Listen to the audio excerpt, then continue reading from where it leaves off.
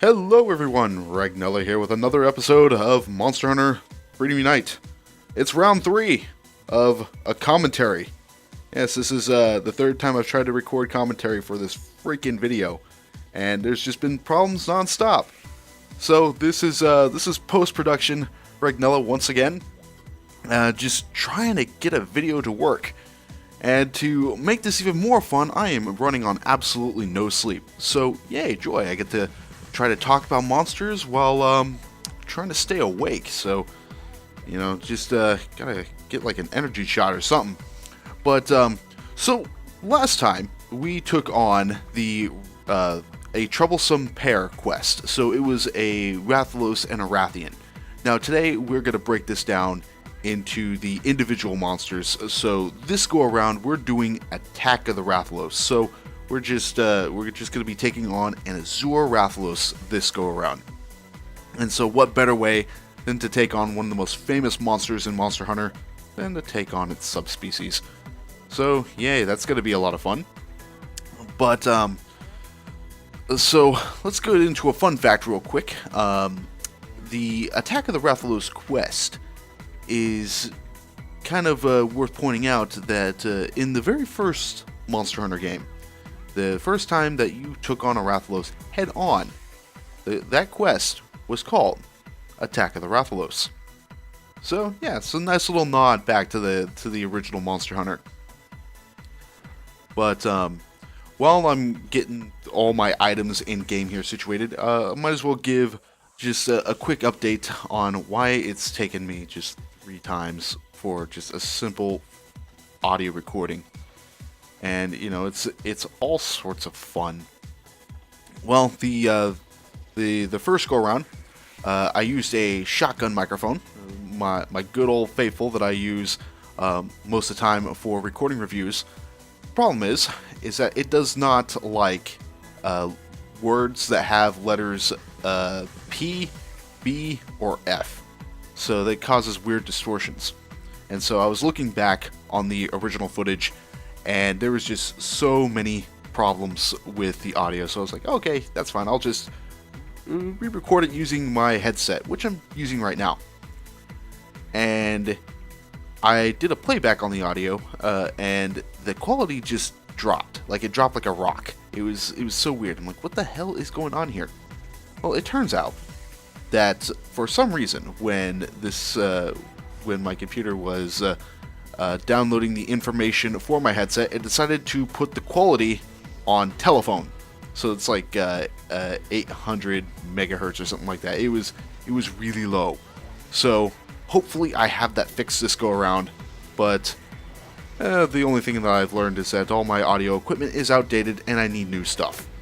So that's something to put on the to-do list. But now that that little complaints and grievances are out of the way, let's talk about the Rathalos. So, a lot of the stuff that I'm going to be saying here is kind of a retread from the Troublesome Pair quest, mostly because I don't remember everything I've said in the Troublesome Pair, and I'm too tired to go and look back on it, frankly. So, the first thing that you might be noticing is that when the Rathalos flies up into the air, I'm going directly underneath him, and I'm doing this, you know, on purpose. So when the Rathalos is up in the air, he can do one of, technically, I believe, 3 different things.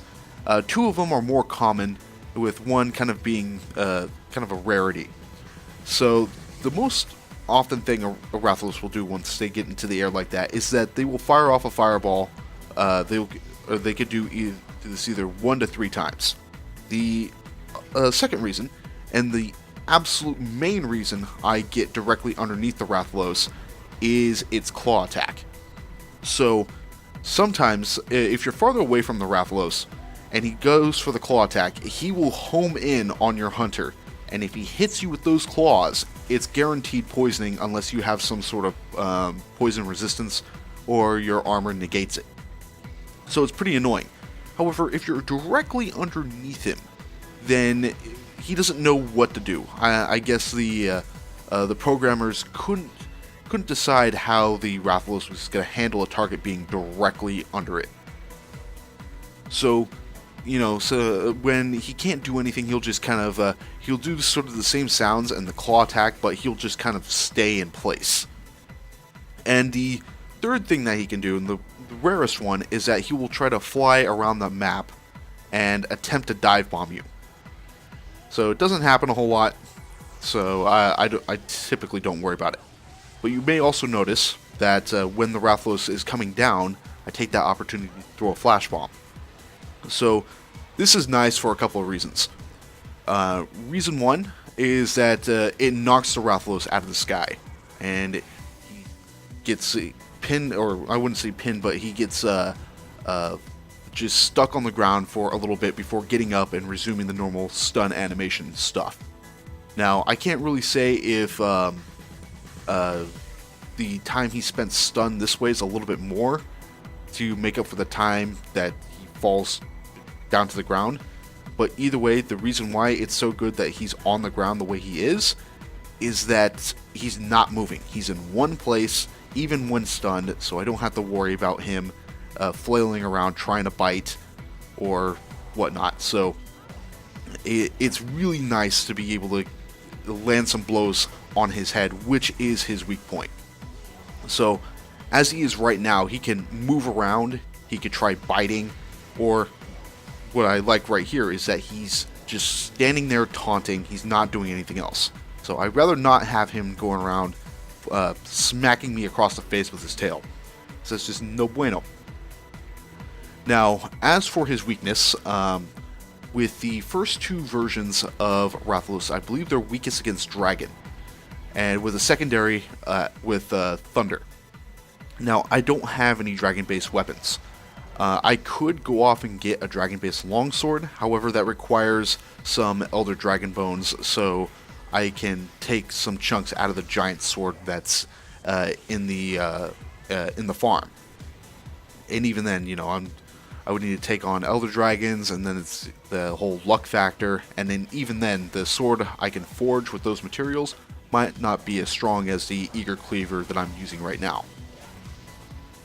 And interestingly enough, the final form of the Rathalos, which is the Silver Rathalos, he's weakest to thunder, and his weak point isn't his head, but rather his wings.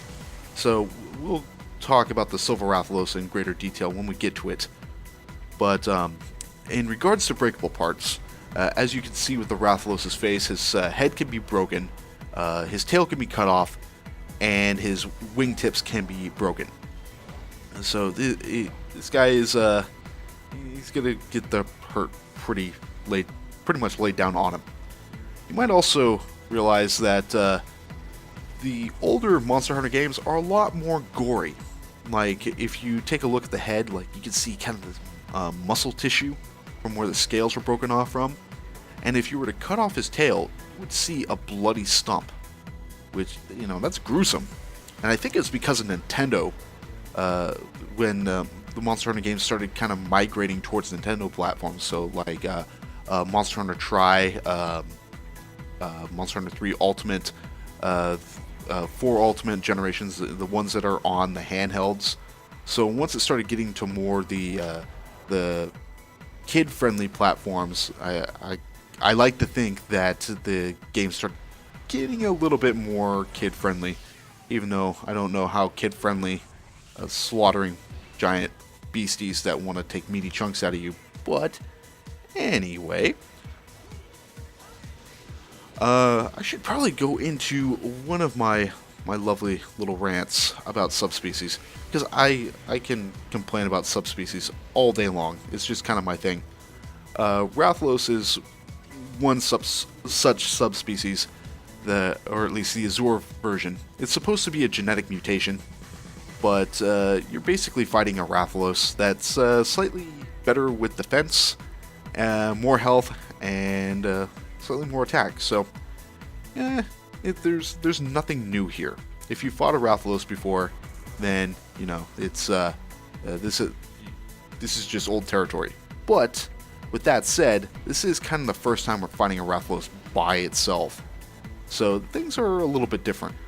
Highly recommend flash bombs in any circumstances regarding a Rathalos because they're your best friends.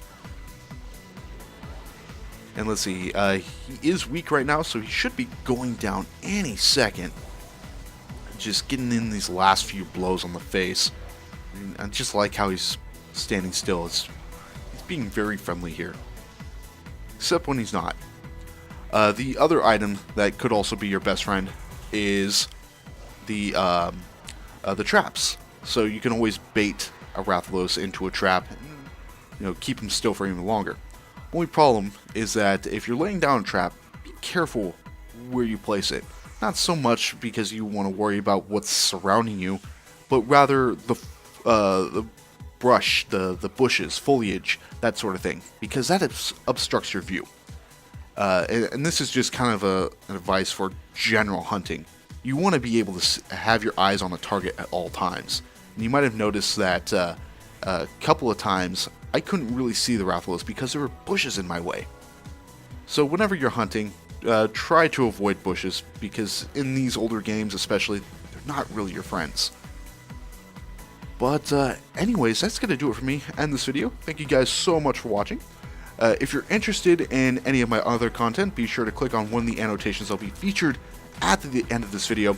Or if you want to support the channel, subscribing is always a big help. But until next time, I'm going to go get some freaking sleep. But also, until next time, take care, people.